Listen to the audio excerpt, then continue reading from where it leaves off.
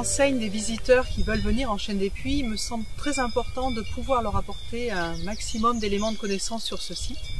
Et peut-être qu'un des premiers, c'est vraiment de leur faire comprendre que ce site n'est absolument pas déconnecté de la vie des habitants de ce secteur. Ce site, même s'il paraît absolument naturel, est en fait vraiment utilisé par l'homme, ne serait-ce qu'en termes d'exploitation agricole, en pastoralisme, en exploitation forestière, également pour le bois de chauffe.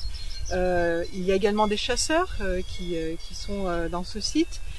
Et surtout, ce qui est important de comprendre, c'est que la majorité de ces parcelles sont privées. Donc c'est vrai que quand les visiteurs vont dans un site, même prennent un chemin qui arrive au sommet d'un volcan, ils sont bien souvent sur des parcelles ou des chemins privés.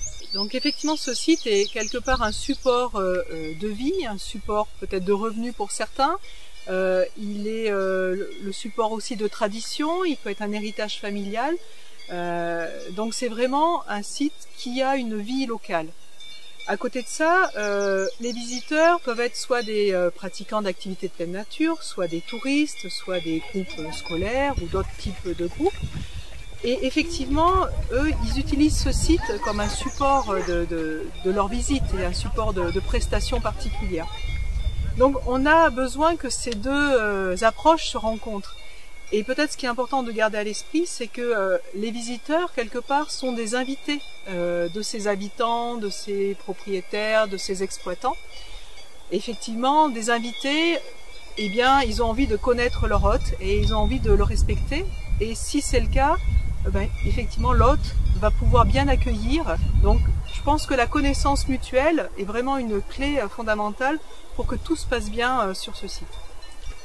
La deuxième chose qu'il est important de comprendre par rapport à ce site, c'est qu'il recèle de nombreuses fragilités et peut-être une des premières, ce sont ces sols volcaniques qui sont jeunes, qui sont sensibles à l'érosion, que ce soit dû au vent, que ce soit dû à l'eau, notamment on a de forts orages en Chaîne des Puys. Et effectivement, quand ces sols sont mis à nu du fait du piétinement, qu'il soit humain, animal, lié à la moto, au vélo, etc., eh bien, l'eau se met très facilement et emmène ce sol qui est jeune. Ensuite, on arrive très vite à un sous-sol volcanique qui, dans ce secteur, est bien souvent meuble, c'est-à-dire qu'il n'est pas cohérent, il ne se tient pas. Et du coup, là aussi, tous les phénomènes physiques entrent en jeu, de même que le piétinement, pour continuer de faire des ravis. Alors après, il y a bien d'autres fragilités, comme effectivement les troupeaux qui ne doivent pas être dérangés pour continuer à bien faire leur action de pâturage. Également la faune sauvage ou la flore qui a protégé.